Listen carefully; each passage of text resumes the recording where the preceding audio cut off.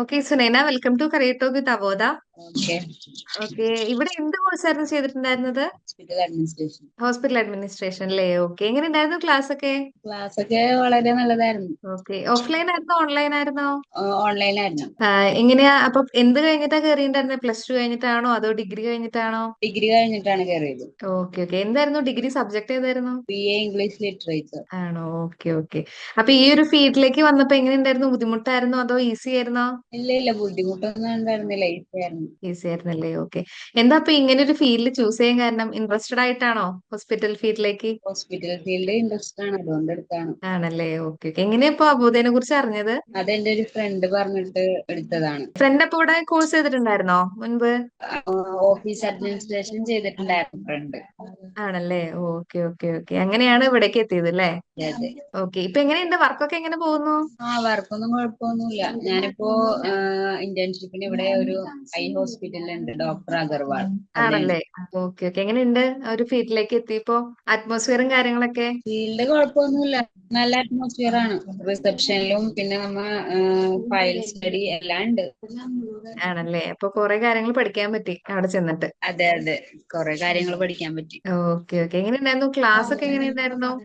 ഡൗട്ടൊക്കെ അപ്പൊ തന്നെ ക്ലിയർ ആയി പോകുന്നുണ്ടായിരുന്നോ? ക്ലാസ് ഡൗട്ടൊക്കെ അവരെ വിളിച്ച് നമ്മള് ചോദിക്കണം. പിന്നെ ഓൺലൈനില് എല്ലാം ഉണ്ട്, അപ്പൊ പ്രത്യേകിച്ച് ചോദിക്കേണ്ട ആവശ്യമൊന്നുമില്ല. ഉണ്ടായിരുന്നില്ല അല്ലേ? ഓക്കെ. ഇതിപ്പോ എങ്ങനെയാ ജാബ് ത്രൂ ആയിരുന്നോ ജോബ് കിട്ടിയത്? ജാപ്ത്രൂ.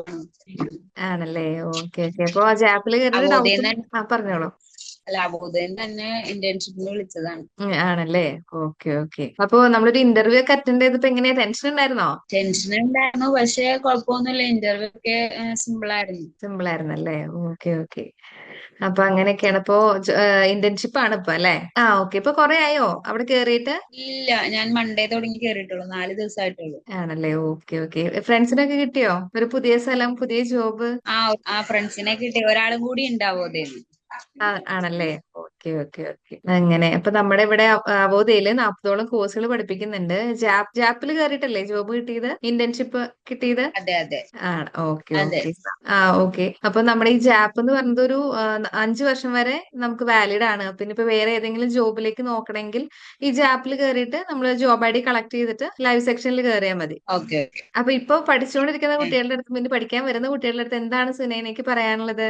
അവോദ വളരെ നല്ലൊരു പ്ലാറ്റ്ഫോം ആണ്. എല്ലാവർക്കും ജോബ് പെട്ടെന്ന് കിട്ടുകയും പിന്നെ ക്ലാസ്സസ് ആണെങ്കിലും ഓൺലൈനിലാണെങ്കിലും കുഴപ്പമൊന്നുമില്ല. നമുക്ക് എല്ലാ ഡീറ്റെയിൽഡ് ആയിട്ട് തന്നെയാണ് ക്ലാസ് ഉള്ളത്. പിന്നെ ഇന്റർവ്യൂ അറ്റൻഡ് ചെയ്യാനും വലിയ പാടൊന്നുമില്ല.